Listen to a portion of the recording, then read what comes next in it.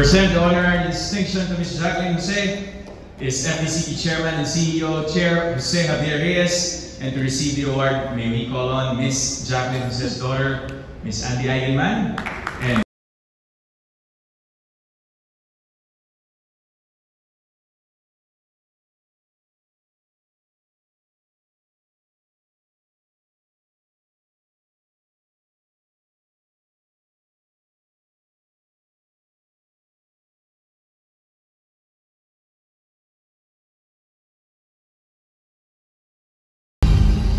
magandang gabi po sa inyong lahat.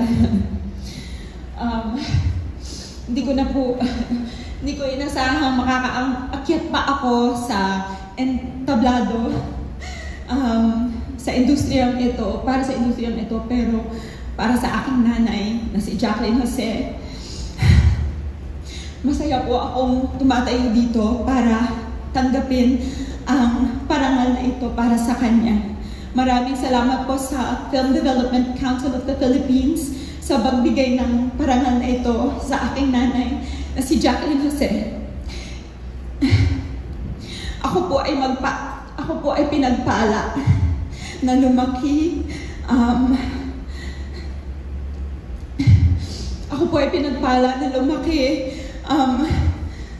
Sa mga kamay ng isang napakagaling na aktres na ibinigay ang buong buhay, ang buong puso, ang buong kaluluwa niya sa paglikha ng mga pelikula at sa pag-arte.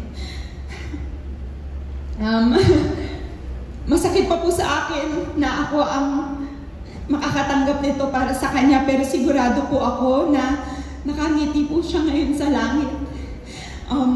She deserves this award, and thank you so much for that recognition. Masaya ko pong ihihilera to sa kanyang mahigit 50 na tropeyo dahil sa kanyang galing sa pag-arte.